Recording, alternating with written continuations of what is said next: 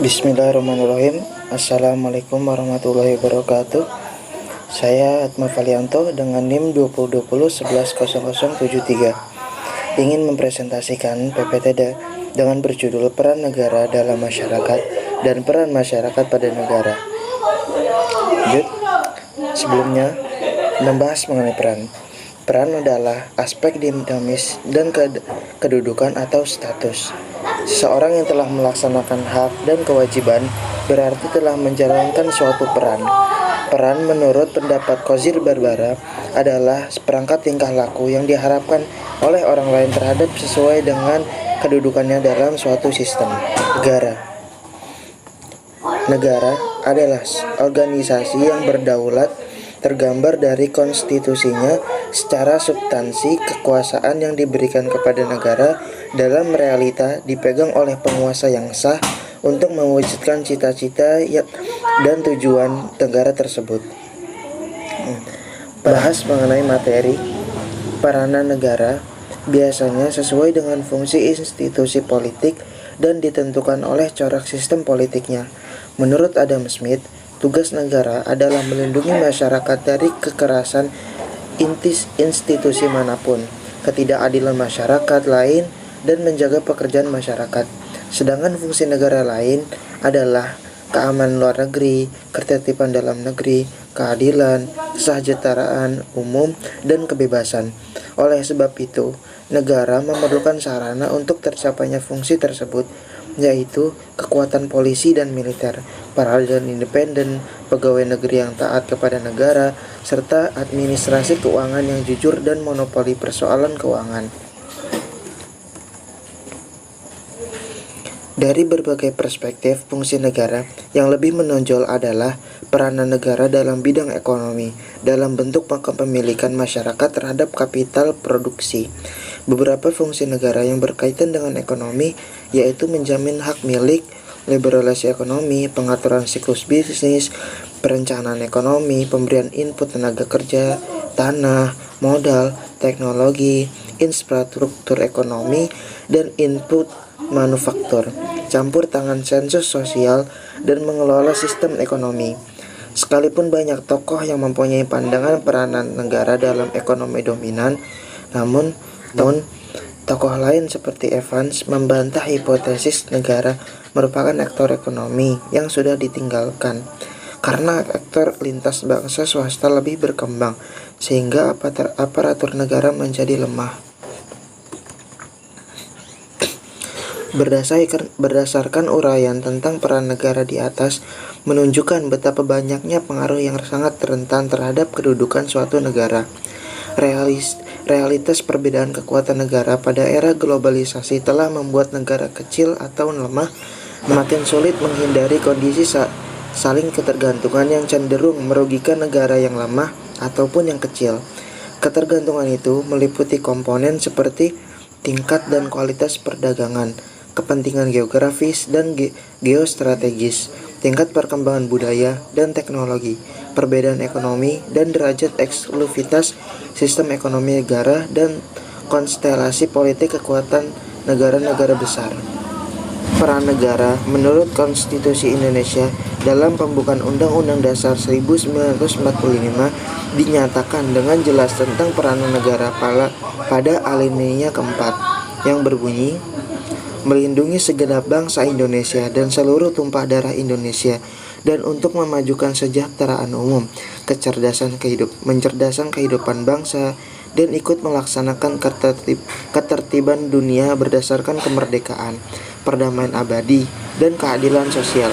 Maka disusunlah kemerdekaan kebangsaan Indonesia itu dalam suatu Undang-Undang Dasar Negara Indonesia yang terbentuk dalam susunan Negara Republik Indonesia yang berdaulat rakyat dengan berdasarkan kepada Tuhanan Yang Maha Esa.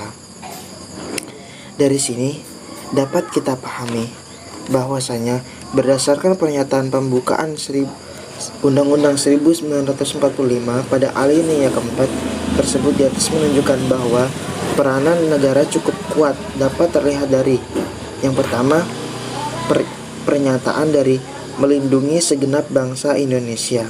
Di sini mengandung arti bahwa negara menjamin terpeliharanya dengan jelas hak-hak warga atau penduduk dalam segala aspek kehidupan, seperti terjaminnya keselamatan jiwa raga, kepemilikan, kebebasan berakidah, berorganisasi, berpendapat, dan lain-lain sebagainya. Yang kedua, pernyataan seluruh tumpah darah, yang berarti negara sangat berperan dalam mempertahankan tanah air yang menjadi tumpah darah bangsa Indonesia. Seluruh wilayah menyatu dengan bangsa adalah tanggung jawab negara untuk mempertahankannya, seperti keutuhan wilayah negara dari gangguan ancaman dan tantangan dari luar. Negara berperan menangkal upaya negara asing untuk mengintervensi sejengkal pun tanah Indonesia. Pernyataan ketiga, memajukan kesejahteraan umum, yang mengandung arti peranan negara sangat dominan dalam memajukan ekonomi, memberantas kemiskinan, meningkat pendapatan rakyat, menekan angka kemiskinan, menekan angka pengangguran, dan sekaligus membuka lapangan kerja dan sejenisnya. Pernyataan ketiga ini belum sepenuhnya terrealisasikan pada kehidupan konkret. Lanjut, pernyataan keempat, mencerdaskan kehidupan bangsa, mengandung arti negara berperan dalam pemberantasan buta huruf dan rendahnya mutu pendidikan, meningkatkan kualitas sumber daya manusia, dan mencerdaskan anak-anak bangsa.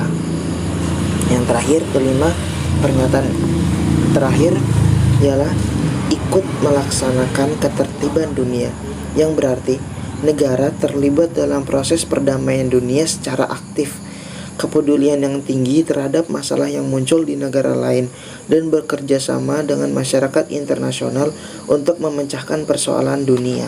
Lalu, bagaimana peran masyarakat?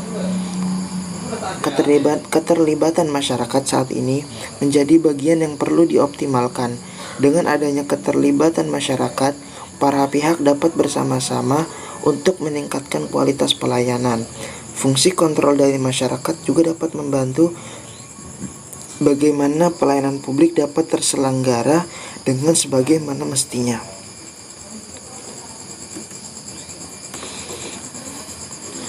Untuk mewujudkan ketertiban masyarakat tersebut, dibutuhkan kesadaran dan pengetahuan kepada masyarakat mengenai seperti apa peran masyarakat di dalam pelayanan publik, termasuk seperti apa hak dan kewajiban masyarakat.